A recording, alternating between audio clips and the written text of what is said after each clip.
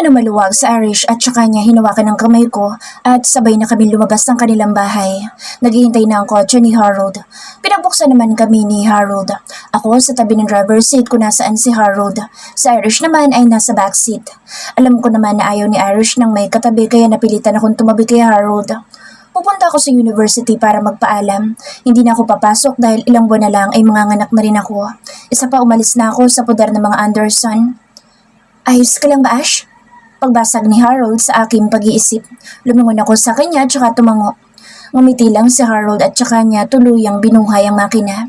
Palabas na kami ng gate nang may isang kotse na humarang sa daraanan namin. Sino naman to? Inis na sambit ni Harold. Binaba ni Harold ang tinted window at saka niya inilabas ng konti ang kanyang mukha doon. Excuse me, baka gusto mo kaming paraanin. Sigaw ni Harold. Lumabas ang taong sakay ng kotse. Isang lalaki na nakasuot ng suit ang bumungad sa amin. Nang humarap ito ay ganoon na lang ang panlalaki ng mga mata ko nang makilala ko kung sino ang lalaking humarang sa kotse ni Harold. Walang iba kundi ang hudas kong asawa. Aaron? Sambit ni Harold. Naglakad itong palapit sa amin. Binuksan ni Harold ang kanyang kotse at saka ito bumaba. Bigla ako na alarma baka magkaroon na naman kasi ng suntukan dahil sa ginawang pagharang ni Aaron sa kotse ni Harold. Aaron, ikaw pala. Pwede bang alisin mo yung kotse mo dahil nakaharang sa daraanan ko? Narinig kong sabi ni Harold. Ako naman ay ang lakas ng kaba sa dibdib ko.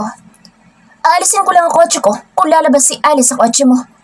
Narinig kong sagot ni Aaron. Nabalisa ako sa aking kinaupan. Sino ka naman para sundin kita? Ashley's husband. Sagot ni Aaron.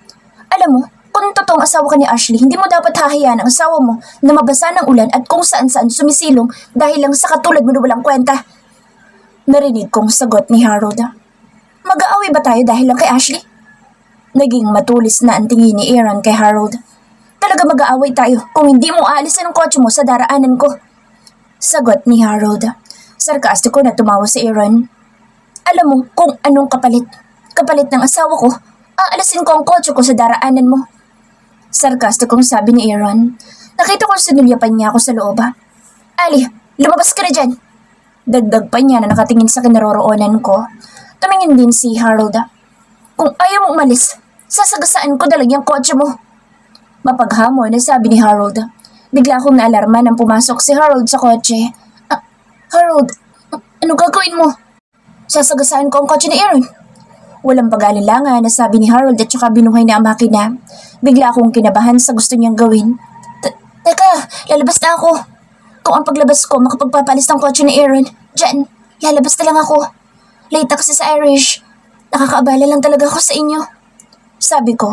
Sinabi ko yun para matapos na, para hindi na mangyayari ang gusto ni Harold na sagasaan pa ang kotse ni Aaron. I'm just kidding, Ali. Tinatakot ko lang si Aaron. Ngumiti si Harold. Well, mukhang handa siya magpasagasa. Turo ko sa kinaroroonan ni Aaron. Nakasandal pa sa kotse nito habang nakapamulsa ang mga kamay. Walang takot sa banta ni Harold. Sa halip na umalis sa daraanan namin ay mas lalo pang nangaasar sa Aaron. Nakasandal ito sa kanyang kotse habang nakapamulsa ang mga kamay sa tagiliran ng bulsa. Habang nakatingin sa kinaroroonan namin. Anong binabalak na lalaking ito? Pabulong na sabi ni Harold. Harold, bababa na lang ako. Ayoko na mag-away kayo ni Aaron ng dahil lang sa akin. Sinubukan ko ng buksan ang kotse ni Harold ngunit tinawakan niya ang kamay ko. Pinigilan niya ang paglabas ko. No, Ali. Kaya kong kausapin si Aaron na walang sakitan at awayan na maghaganap. Sabi nito at saka siya lumabas. Pinangmastan ko ang kanyang paglabas. Nasa loob lang ako habang nanonood sa paglapit muli ni Aaron kay Harold. Grabe na talaga si Kuya Aaron para lang makuha ka. Ash, gagawin niya lahat? Parang kinikilig pa na sabi ni Irish na nasa likuran. Pinapanood niya rin ang dalawa. Nakakakilig pa rin, Ash. Dagdag pa ni Irish. Nang ibalik kong aking paningin sa dalawa ay alam ko may namamagitan na nagalit at tensyon. Hindi pa sila nag-uusap pero alam ko nag-uusap sila sa pamamagitan ng kanilang mga mata o tinginan sa isa't isa. Ayaw mo ba talagang alisin ang sasakyan mo? Naunang magsalita si Harold. Ano sa tingin mo, David? Pangahamon ni Aaron sa kaibigan. Nanatili akong nanonood sa kanila. Gusto ko na lumabas para lumayo at maglakad na lang para hindi naguluhin pa ni Aaron sila Harold. Late na ako. Narinig ko sambit ni Irish. Ash, awatin mo yung asawa mo. Utos sa akin ni Irish na may halong pabiro. Mukhang ayaw niya talaga tayong padaanin. Nababagot na sabi ni Irish. Biglang ako'y naguguluhan na kung anong gagawin. Ali, get out of there before I drag you out of that fucking car! Pagbabanta ni Aaron. Bigla akong kinabahan. Kilala ko si Aaron. Wala itong sinabi na hindi niya ginagawa. Napalunok ako. Ayaw niya mang umuwi sa'yo. Di ka ba nakakaintindi, Anderson? Naiinis na sabi ni Harold kay Aaron. Ako na may mas lalong kinabahan sa banta ni Aaron. Siguro lalabas na lang ako kaysa hatakin pa ako ni Aaron palabas dito. Unti-unti kong binuksan ang pintuan ng kotse. Ash, saan ka pupunta? Pag-aalala ni Irish. Awatin ko lang ang kuya mo si Aaron. Ako lang naman ang kailangan ni Aaron para umalis sa daraanan natin kaya lalabas na muna ako para makaalis na sa sasakyan ni Aaron para na rin hindi ka mas lalong malate. Sagot ko at tsaka ako lumabas para awatin na ang dalawa. Nang makalabas ay kaagad ako lumapit sa kanila at inawat na dahil hawak na nila ang kwelyo ng isa't isa. Tama na! Awat ko sa kanila. Sinamaan ko ng tingin si Aaron na ayaw talaga magpaawat. Binatawan naman ni Harold ang kwelyo ni Aaron samantalang si Aaron ay ayaw niyang bitawan si Harold. Aaron, bitawan mo na si Harold. Nandito na ako sa labas. Ano bang kailangan mo? Inis na baling ko sa kanya. Binitawan niya kaagad si Harold at tsaka niya ako hinarap. You are the one I need. Kaagad na sagot dito at tsaka niya hinawakan ang kamay ko. Bitawan mo ako. Pagmamatigas ko. Hinawakan din ni Harold ang kabilang braso ko. Ash, don't go with Aaron. You're always welcome at home kahit doon ka na tumira. Sabat ni Harold. What right do you have to stop Ali? She's still my wife and I'm the only one who has the right to her, not you. Matalas na tingin ay pinukol ni Aaron kay Harold. Ayaw nilang tumigil. May naisip akong paraan para matigil ang kanilang pagbabangayan. Bumalik na lang ulit ako sa kinaroroonan ni Irish. Pinagbuksan ako ni Irish ng kalampagin kong bintana ng backseat na kinaroroonan ni Irish. Bakit? May dalawang gunting ka ba dyan? O kahit na matalas? Tanong ko kaagad kay Irish na naguguluhan. Aanin mo ba yung gunting? Naguguluhan pero naghahanap naman sa kanyang bag. Pairam lang sandali. Oh, eto. Buti na lang may gunting talaga akong dinadala kapag pumapasok sa school. Nakanguso na sabi niya sabay abot sa akin. Salamat. Bumalik ka agad ako sa kinaroroonan ng dalawa. Binalikan ko ang dalawa. Sabay silang napatingin sa akin. Ayaw niyong tumigil? Oh, hetong gunting. Kulang ang suntok kapag nagsuntukan lang kayo. Binigay ko kay Harold ang isa. Ibibigay ko pa lang isang gunting sa asawa ko na malaki ang kanyang mga mata at biglang umatras sa akin. What the hell, Ali? Napaatras si Judas. Nabigla naman ako sa kanyang reaksyon. Huwag mong ilalapit sa akin yan, Ali. Pagbabantay niya, parang takot na sabi niya. Nakahang sa ere ang kamay ko hawak ang isang gunting. Tapos ngayon naduduwag ka? Binibigyan ko na nga kayo ng patas na laban. Ayaw mo naman tanggapin itong gunting. Inis na sabi ko sa kanya. Napansin ko ang takot sa mukha ni Judas na nakatingin sa gunting habang nakatitig pa rin sa kamay ko. Gunting lang palang kinatatakutan mo. Asar ko. Narinig ko ang biglang pagtawa ni Harold. Naduduwag ka na ba, Anderson? Tatawa-tawang tanong ni Harold. I'm not a coward, David. Sadyang witch lang yung babaeng may hawak ng gunting. Sagot naman ni Aaron. Kumunot kaagad ang noo ko sa sinabi niya. Ako, witch? Kuya, hindi pa ba tayo aalis? Mula sa bintana ng kotse ni Harold ay sigaw ni Irish. Alisin mo na yung kotse mo na nakaharang sa daraanan namin, Anderson. Huwag mong hintayin na sagasaan ko yan ng tuluyan. Banta ni Harold. Go ahead, David.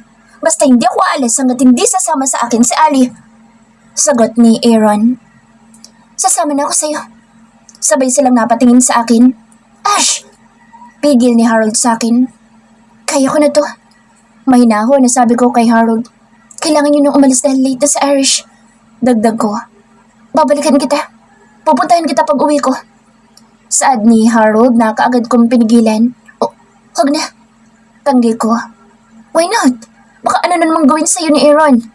Masamang tingin ay pinukol ni Harold kay Aaron. What do you think of me, David? Asawa ko si Ali.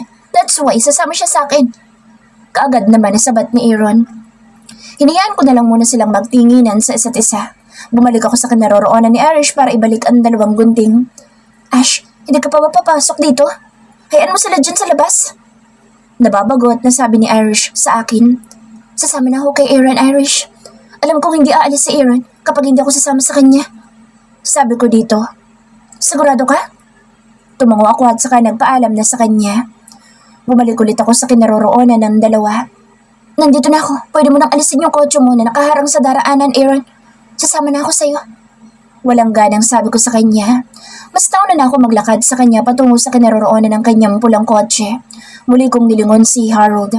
Parang ayaw pang pumasok sa loob ng kanyang kotse ngunit nang sumayangis ako'y pumasok na rin naman na siya sa loob.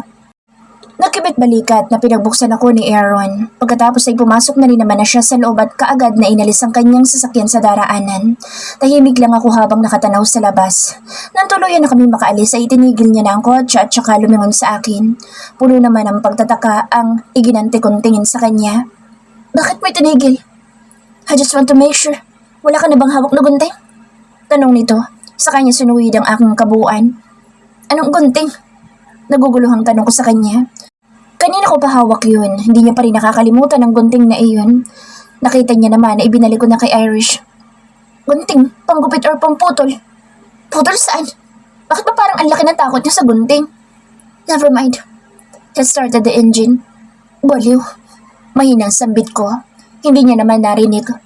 Totoo ba talagang wala kang hawak na gunting? Muli na naman niyang itinigil ang kotse at muling tumingin sa akin. Wala nga, baliw ka ba? Nang kukulam ka ba, Ali? Kahit sa panaginip ko'y ginugulo mo pa rin ako.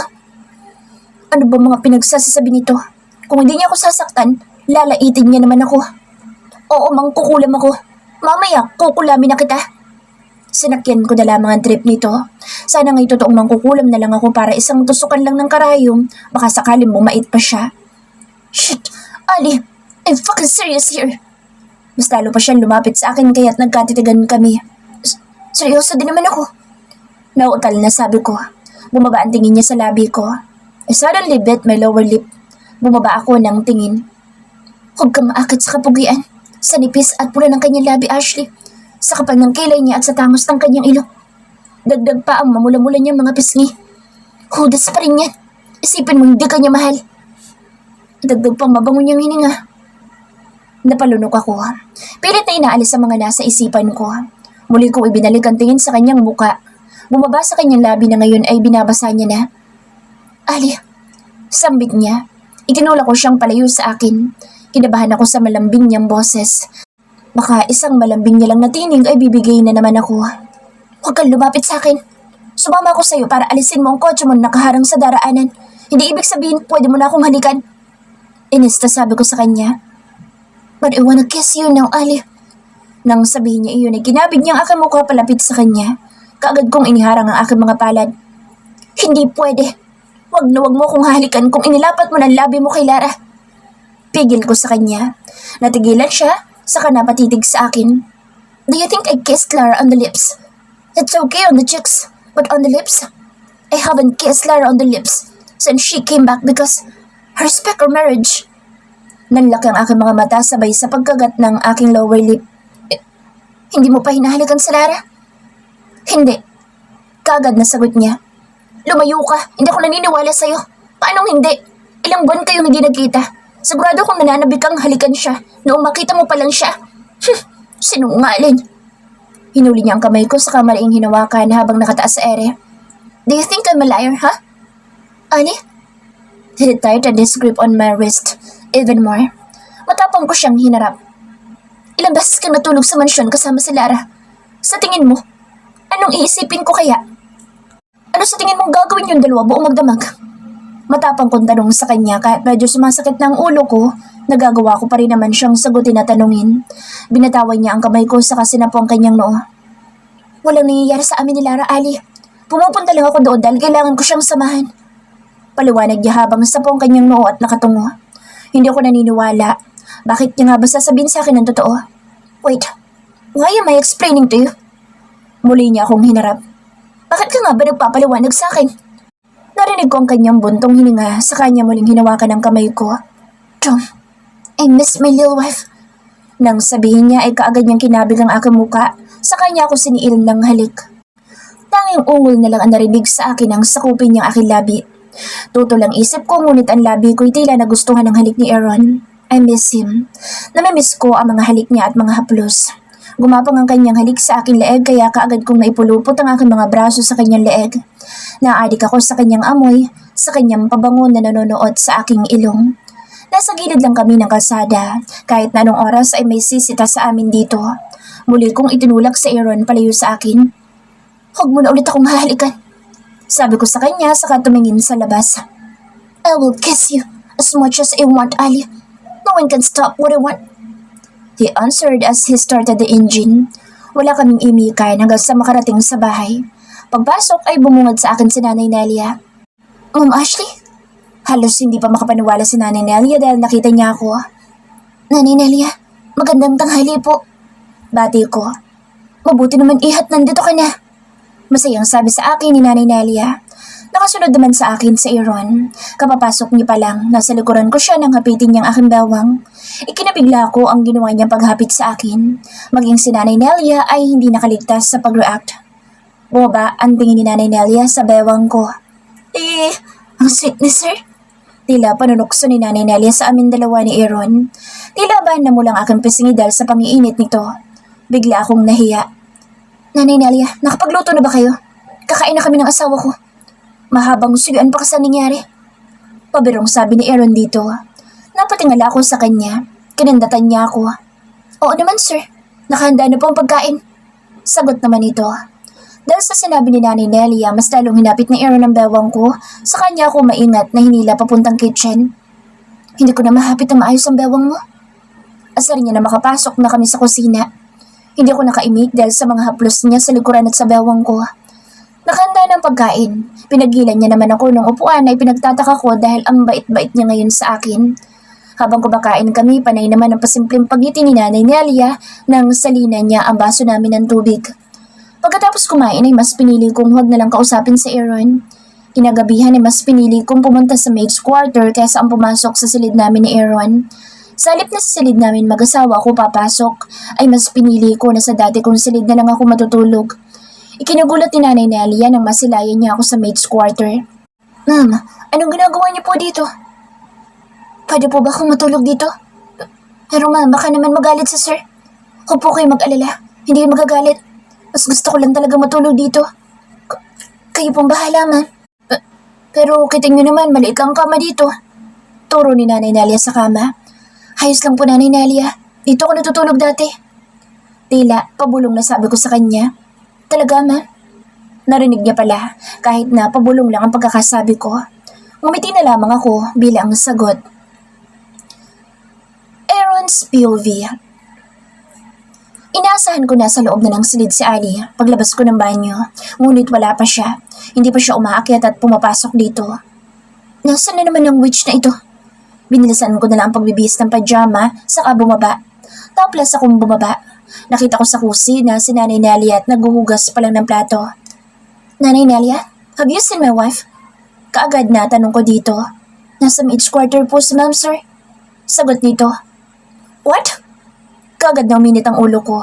Bakit sa maid's quarter siya tumuloy kung may silid naman kami mag-asawa? Hindi ko na hinintay pa na magsalita si Nanay Nelia. Nagmadali na akong puntahan si Alice sa maid's quarter. Sunubukan kong pihitin ang doorknob. Bumukas naman kaagad ito. Hindi yata ito na isarado ni Nanay Nelia kanina paglabas kaya hindi nakalock. Ali! Tawag ko habang papasok sa loob ngunit walang sumasagot. Nang tuloy ang makapasok, nakita ko nakahiga na sa kama si Ali at nakakumot habang nakaharap sa kabilang side. Bakit dito ka natulog kung may silid naman tayong dalawa? Inis na sabi ko dito saka lumapit sa kanya at umupo sa kama. Hindi siya sumagot kaya sunubukan kong hawiin itong paharap sa akin. Ali, can you hear me? If you're trying my patience again and pretending to be asleep. I stopped when my palm touched her forehead. Ali, mainit ka. May lagnat ka. Nautal na sambit ko. Bigla yata akong nataranta. What the hell is happening to me? Because of the fear and nervousness that I feel, I suddenly lifted Ali from the bed and carried her like a newlywed. Hindi pa rin ito nagigising. Kagad akong lumabas para dalhin siya sa silid namin. Dahan-dahan ko siyang ibinaba, ngunit natigilan ako ng kapitan niyang aking leeg. Mama. Papa. Kaagad kong tinignan ang kanyang maamong mukha, ngunit nakapikit ito at tila hinang-hina. Ali, it's me, your husband. Kaagad na sabi ko. Naimulat nito ang mga mata at kaagad na kumalas sa akin. Bakit mo ko dinala dito? Nagsusungit-sungitan pa na tanong nito. Do you need to answer your question first? I'll just call the doctor to check on you. Paalam ko saka lumayo sa kanya ng konti. I was about to call when suddenly someone called me. Lara? I sighed before answering Lara's call. Aaron, babe. Nangihina na sambit dito. Lara, sagot ko naman dito. Pwede ka bang pumunta dito ngayon? Sa tita, pinipilit niya ako magpa-paternity test. Masakit pang ulo ko. Ilalagnat ako. Sambong nito. Don't worry, pagsasabihin ko sa ma'am. Salamat pero pwede ka bang pumunta dito? I need you now. I'm sorry, Lara. I glanced at Ali. She was weak while looking in my direction. But Ali, my wife needs me too. Ali has a fever and I can't leave her.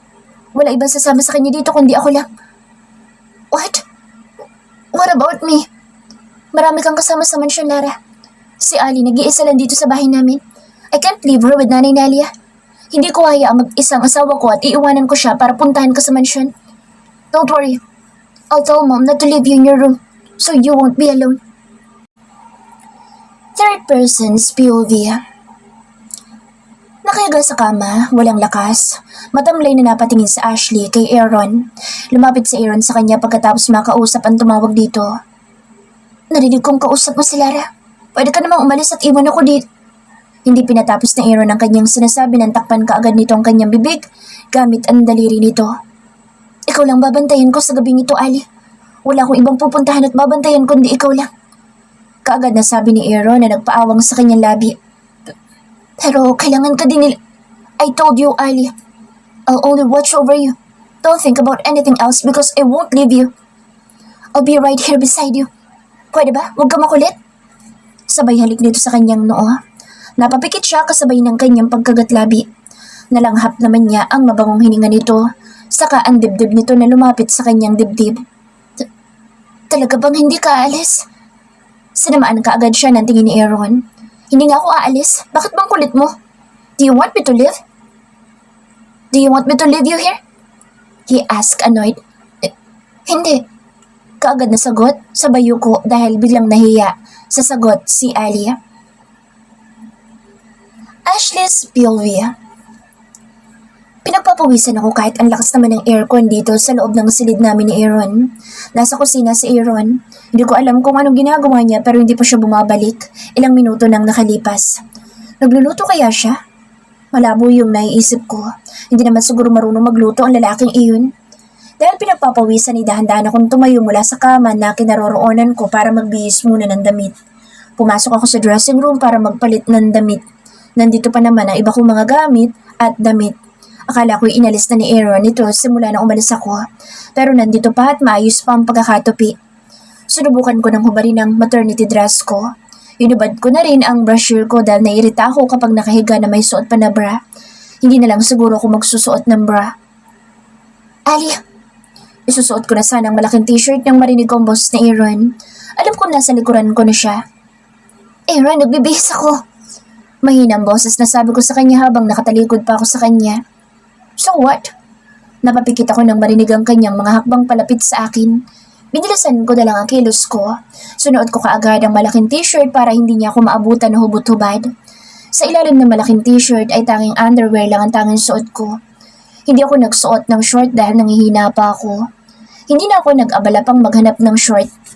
Bago pa man siya makalapit sa akin ay humarap na ako sa kanya para tahakin ang pintuan ng dressing room. Palabas. Ngunit ikinagulat ko nang bigla niyang hawakan ang braso ko at bigla niya nalang buhatin na parang bagong kasal. Aaron! Sigaw ko.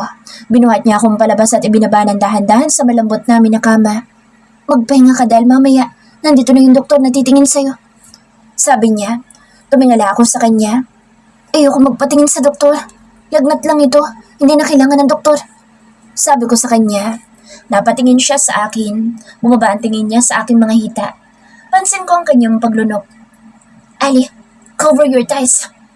Turo niya sa hita ko na nakabalandra sa kanyang paningin. Napalunok ako nang makitang nahawi ang malaking t-shirt ko at nakita ang pulang panty ko. Kaagad ko namang hinilang malaking t-shirt para matakpan ang panty ko at ang aking mga hita. Muli ko ibinalik ang aking paningin sa kanya. Napapansin pa rin ang iilan niyang paglunok. Muli siyang napatingin sa akin. Bakit ba ganyan yung suot mo? Baka kapag ako hindi nakapagpigil.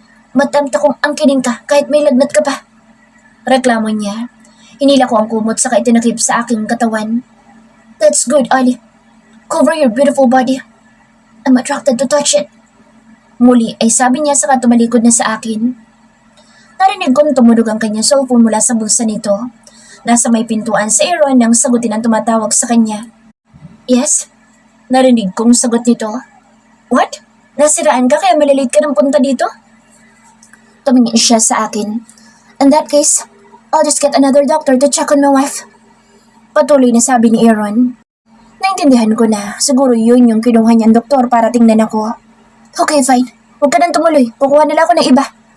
Naiinis na ibinaba ni Aaron ang cellphone. Naisipan kong tanungin si Aaron. Doktor ba yun? Tanong ko. Sunalyapan niya ako. Beast mode na naman si Judas. Nakataas ang mga kilay at nakakunot ang noo dahil lang sa hindi matutuloy ang doktor. Hindi na raw matutuloy. Dapat bago umalis, tinitingnan muna kung anong sira ng kotse niya. Inis na sagot niya. Sabi ko naman kasi hindi ako magpapatingin sa doktor. Maayos na ako, hindi na gaanong masakit ang ulo ko. Sabi ko dito. Are you sure?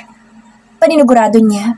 Lumakas ang tahip ng dibdib ko dahil pakiramdam ko'y nag-aalala siya ng sobra sa akin. Tumango ako. Okay, kukunin ko na lang yung pinaluto ko kay Nanay Nelia na soup. Paalam niya, saka siya tumalikod sa akin at lumabas ng silid namin. Ako naman ay nanatiling nakahiga sa kama. Medyo masakit pa ang ulo ko ngunit hindi na masyadong nahihilo. Hindi katulad kanina habang nasa loob ako ng maid's quarter. Umiikot ang paningin ko at sobrang sakit pa ng ulo ko. Ilang minuto ay bumalik na rin si Aaron dala ang tray na may food. Bigla akong napatingin dahil nagmukha siyang waiter na sosyal. What's funny, Ali? He put it on the side table. Hindi pa rin mawala ang tawa ko kahit na nung pigil ko. Kumakawala pa rin ang mga tawa ko. Kaya sumama ang tingin niya sa akin. Kumain ka na bago ka pang baliw sa kakatawa mo dyan. Sabi niya. Kinuha niya ang bowl with soup. Saka siya lumapit at umupo sa kama. Umupo ka para masubuan kita. Utos niya. Umupo ako pero hindi ako magpapasubo sa kanya. Akin yung soup ko. Ako nang kakain mag-isa. Inagaw ko sa kanya ang buong ngunit hindi niya binigay. Kapag sinabi ko ako magpapakain sa'yo, huwag ka na umangal dahil baka saan pa mapunta ang pagbabangayan nating dalawa. Sagot niya, sa kanya ako sinubuan. Open your mouth, Ali. Hindi ko sinunod ang gusto niya kaya sinamaan niya na naman ako ng tingin. Magmamatigas ka pa ba o talagang matigas ang ulo mo? Inis na sabi niya. Akala ko'y bumait na pero hindi pa rin pala. Hindi pa rin mawala-wala ang nakasanayan kong reaksyon sa kanyang muka. Ang palaging nakakunot ang noo at palagi naiinis tuwing nagsasalita. Ako na kasi. Inagaw ko mula sa kanyang hawak niyang soup bowl ngunit sa pag-agaw ko'y nadulas iyon sa kamay ko. Kaya natapon iyon sa bandang dibdib ko. Oh shit, Ali! Ang kulit mo kasi! Sigaw ni Aaron. Ako naman ay hinihipan ng dibdib ko na natapunan ng sabaw. Mabuti na lang hindi na masyado mainit dahil kung mainit pa iyon baka nagtalon-talon na ako mula sa kama. Kaagad nanlaki ang mga mata ko nang hawakan ni Aaron laylayan ng malaking t-shirt na suot ko. Anong gagawin mo? Nautal na tanong ko sa kanya. Ano pa nga ba? E di uubaran ka? Sagot niya kaagad. Kaagad kong pinigilan ang kamay niya. Ako na. Sinamaan niya na naman ako ng tingin. Ano bang akala mo? Pag nanasahan kita, hinuubaran lang kita dahil basa yung damit mo. Wala akong ibang gagawin. Sabi niya. Talaga? Tumiting siya sa akin. May masama ba sa sinabi ko? Why do I feel like you want to do something? I won't do anything to you, Ali. Unless you want to do something to me. Yumuko ako para hindi magtamang aming mga paningin. Tapos ngayon, bababa ka ng tingin. Hubarin mo na yung damit mo para makapagbihis ka na. Utos niya. Muli niyang hinawakan ang laylayan ng damit ko nang hindi ako kumilos ng ilang segundo. Ali, are you listening? Tumalikod ka, maghuhubad ako. Sabi ko dito. Nahihiya ka pa ba sa akin? I've seen almost everything in you, Ali. Ngayon ka pa ba mahihiya? Damn it. Kagatlabi ako nagubad sa harapan niya. Napansin ko ang pagtitig niya sa akin habang itinataas ko ang damit ko. Umalis siya sa aking harapan at pagbalik ay may dala na siyang malaking t-shirt. Mukhang t-shirt niya iyon. Tumungay siya sa akin, sa kanya inalalayan na isuot sa akin ang t-shirt. Ali, bulong niya nang mapalapit sa tenga ko ang kanyang muka. Habol hininga ko nang tingnan ko siya. Ang lakas din ng tibok ng puso ko sa mga oras na ito. Pakiramdam ko na wala na ng tuluyan ang lagnat ko. Kanina pa naman nawala pero mas lalong naging maayos ang pakiramdam ko nang asikasuhin niya ako. May ngiti sa labi ko ng palihim dahil sa kabaitan niya ngayon. Nagiging masungit minsan pero sanay na ako.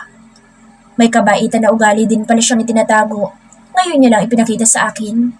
Napaatras akong bigla nang haplusin niyang aking baba sa kaunti-unting inilapit ang kanyang muka sa aking mukha hanggang sa lumapat ang labi niya sa aking labi.